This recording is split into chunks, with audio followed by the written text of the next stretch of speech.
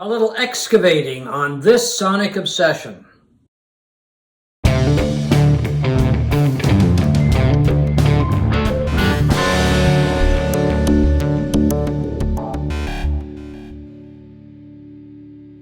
Hi folks, right there is Steve McLeod. I'm John Whidden, and today we're going to do a little digging into the past, continuing our little feature we have every once in a while called Lost, Now Found, where we dig out a couple of old albums and talk about them, give them a little attention, and albums that may have been forgotten many, many years ago, albums that may have never got any attention. That's really what we're trying to do with this. So I'm going to throw it over to you, sir. Yeah, my choice for this version is Big World by Joe Jackson.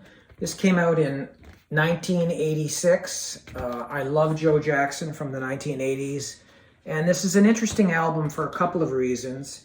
It was an original album of original songs, new songs by Joe Jackson, but they were recorded live in a theater in New York over 3 or 4 nights in 1986. And the crowd was all invited guests, and they were handed out paper instructions when they came into the theater to be quiet and not make noise during the performances, which is very strange. Well, it is strange, yeah. But kind of goes against the live performance, doesn't it, in one way, yeah. But Joe Jackson wanted to have kind of the energy and cohesiveness of a live band on stage performing in front of an audience without any of the audience noise. And he accomplished that. I mean, there's not a sound on this album other than the music. But apparently there were a number of false starts. People would clap too soon or something, or cheer or yell out something, and he would get kind of things that I've read, he'd get pissed off at them. Oh, okay. And they'd have to do another take. But they were told basically to not applaud. They could applaud, but not until they were absolutely sure the song was over. You know, sometimes there's false starts and stuff like that. Anyway, it's a fantastic record, but it is only 3-sided. That's rather unusual. Well, for that era, it was, yeah. Side 4 is sort of a blank side. It looks like you could sort of play it. I don't know. I would never risk my needle on it, but there's no music on it. And the rest is 3 sides of music. I can only think of one album from the sort of same time period that was 3-sided. Can you think of it? Well, you told me earlier, but a Johnny Winter album. Yes. Which I'd forgotten about, but once you mentioned it, I think it was called Second Winter, wasn't it? I'm not sure, but I as soon as you said the Johnny Winter album, I said, oh, that's right, too. I never owned it because I was never a big Johnny Winter fan. But the other interesting thing about Big World is the way it was recorded. Joe Jackson was a early purveyor and lover of digital music. You know, we've been taught with the vinyl community and that the digital sucks and analog is the best. But this was one of a few albums in the 1980s. Blaze of Glory was another one.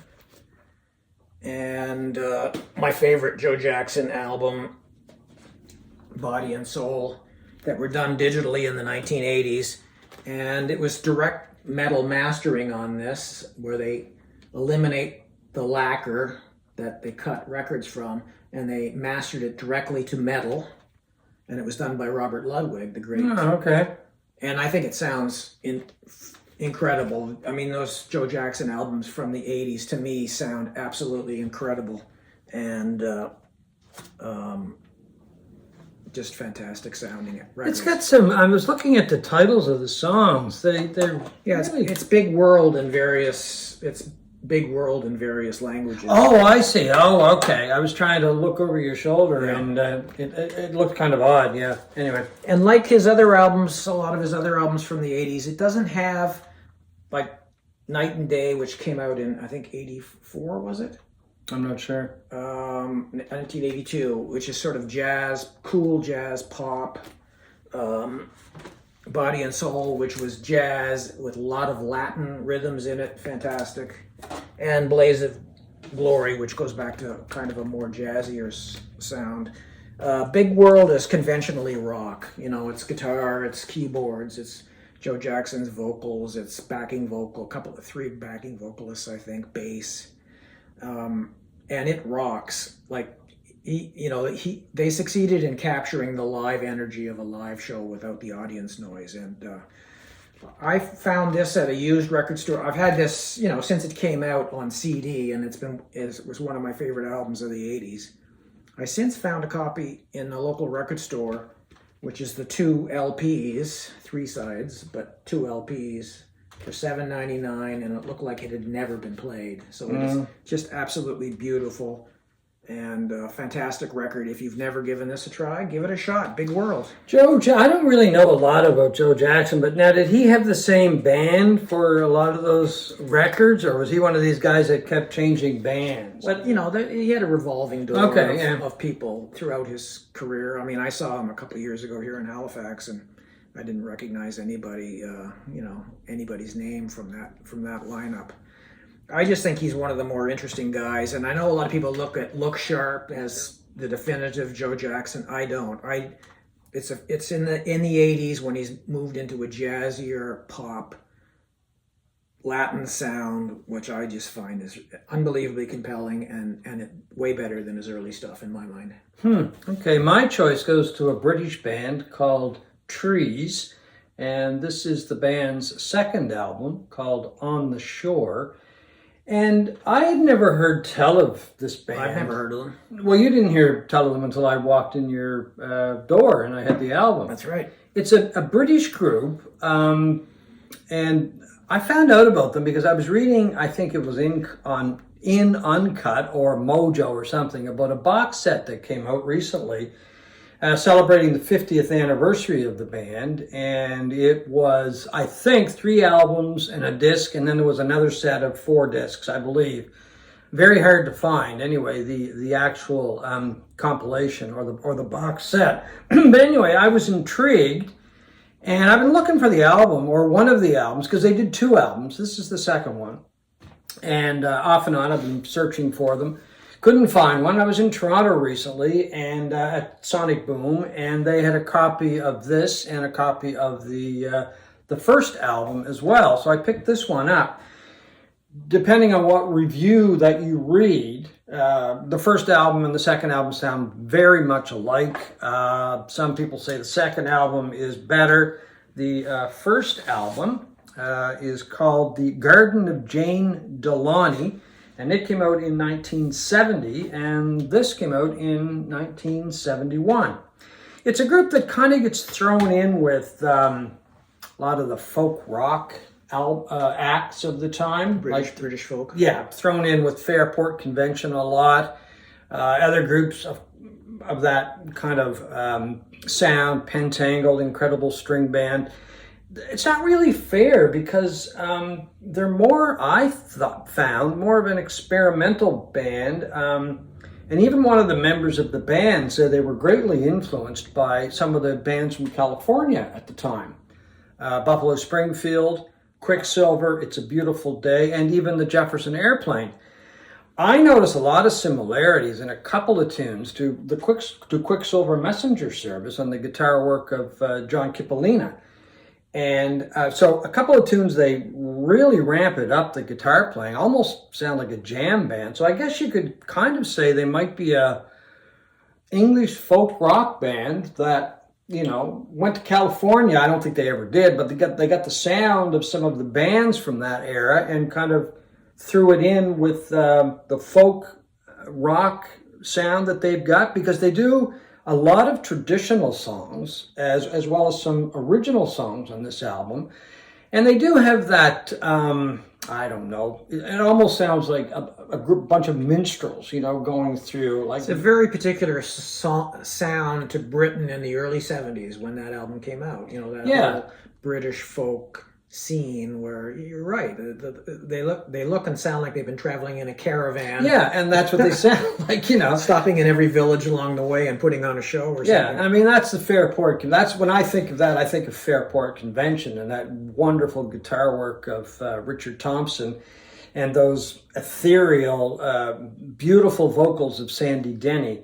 Well, the lead singer in this group, her name is Celia and I have to make sure I get the pronunciation of this right. It's Celia Humphreys. I thought it was Humphreys at first when I looked at it, but it's Humphreys.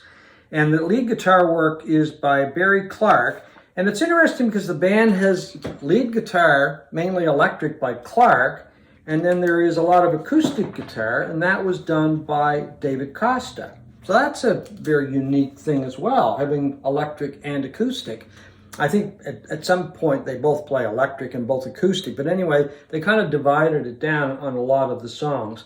But her vocals are just really, they're just beautiful, right? And she just, that's it. She was with Trees, and then there was another reincarnation of Trees, I believe, that she played with.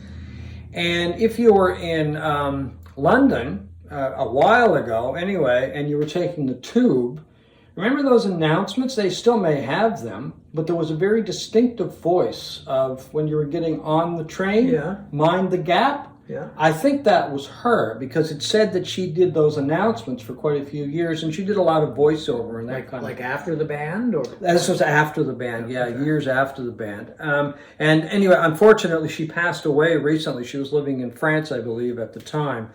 And Barry Clark actually went on, or not Barry Clark, but David Costa went on to become an art director. Did a lot of work. And he did some work with Eric Clapton. He did some work with Elton John. And I'm just checking my notes here. And he had a company. He was in charge of a company called Wherefore Art. Remember ever seeing credits on different albums? No. Wherefore Art. He ran that until recently. So anyway, this was after the band broke up, of course. I think he was involved in that before the band got started. But when they were playing, they were only together for a couple of years. I mean, they played with some pretty big acts, including Yes, including Procol Harum. They also played with Family, Genesis, Pink Floyd, and they actually opened one time, or appeared in I'm not sure of the year of that, but a very early gig by David Bowie. So they were around when there was a lot going on in the British music scene. They just never took off. They did 2 albums. The box set that came out has the 2 albums, and it also has some radio stuff that they recorded, I believe, for the BBC, and some alternate takes and that kind of thing. But anyway, a really interesting sound.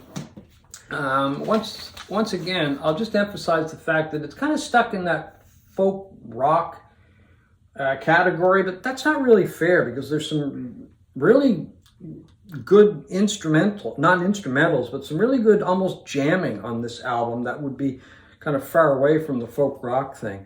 It is called On the Shore, and it is the second album by the British group called Trees. And this album, when it was re-released, came out on Earth Records, and it was released in 2020. And the other album, the Jane Delaney album, was re-released as well. So you can find them, I guess, if you look hard enough.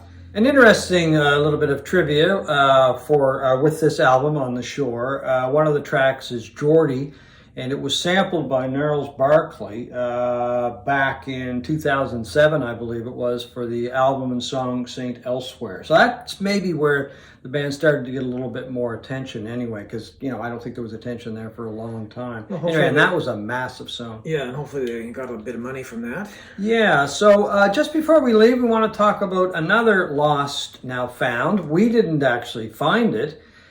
Somebody went into the studio or the vault at Abbey Road, or wherever Paul McCartney hides all the stuff that he's done. Keeps, I shouldn't say hides. And they came out with an album recently called One Hand Clapping, which has got some really interesting versions of McCartney songs and Wings songs. I better throw in Wings there as well, and even some Beatles stuff. Yeah, it's a very interesting 2 LP record that just came out in the last couple of weeks. It's been getting a lot of attention. Had a rave review in Pitchfork, which surprises me. Pitchfork is not usually into classic rock. But it captures, this is a 1974 album that captures McCartney and Wings in Abbey Road studio playing 30-some songs, I think, over the course of 3 or 4 days. And there was a filmmaker in there filming the band performing in that, and a lot of that has just sort of disappeared. It's been widely bootlegged over the decades, but now it's got its first official release, and I think it sounds wonderful. It captures the band, the playfulness of McCartney and the band in a live setting. They're at the top of their game playing wise. I think a year earlier, their biggest album, Band on the Run, had came out. They became mega stars in the world, music world, and they were preparing to go out on this groundbreaking tour, Wings Over America, playing very large arenas. They were one of the first bands to do that in 1976, I think. And it just captures just this wonderful period of McCartney in the prime of his creative life, the prime of as a solo artist. As a solo artist, the prime of his voice. I mean, McCartney's voice, I happen to think, he was the greatest pop singer of all time. He could sing beautiful ballads and screaming rockers within seconds of each other. And his voice, obviously, he was, I think, in his early 30s at this point, maybe. He's 82 now, I believe. Yeah, so he'd be like in his early 30s and just sounds incredible. And so the band is going through a lot of material off of Band on the Run, and with orchestras and everything, like Live and Let Die with an orchestra and all of this. Just fantastic. There's a lot of playfulness in the playing, a lot of emotion. What I like in particular about this album, not in particular, but one of the things I liked is Linda McCartney playing a really prominent role in this. You know, she took a lot of crap being in Wings and being accused of being being in the band because she was Paul's wife. Yeah, and having no talent and that sort of thing. And for some reason, they've played up her synth playing on this album. It's really up front in the mix, and it sounds wonderful. And she didn't get a lot of credit for the harmonies that she could sing with McCartney and Denny Lane and others in the band. I just think it's really wonderful.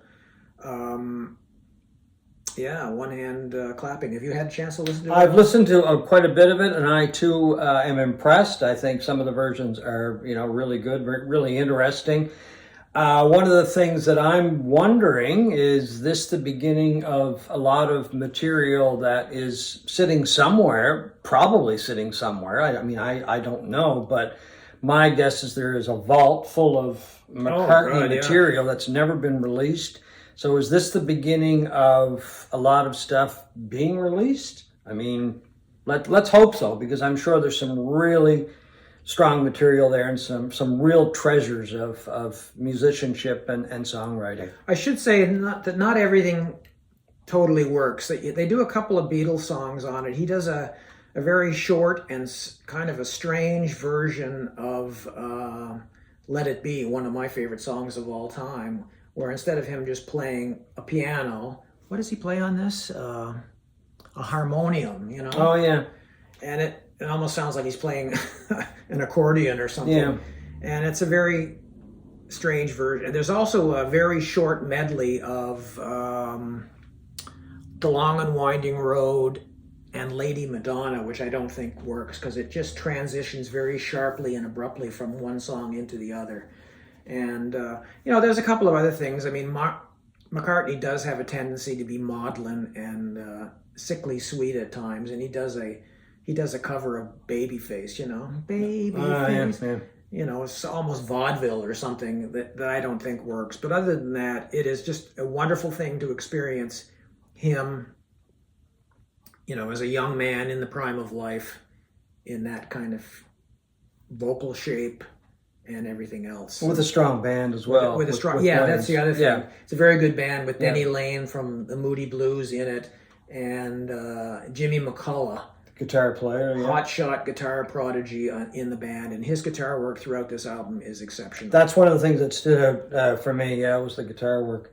Anyway, folks, that's our kind of look at a couple of older things that we just kind of brought back to life, and our quick review of a new release by Paul McCartney, even though it, of course, is old material as well, on this Sonic Obsession.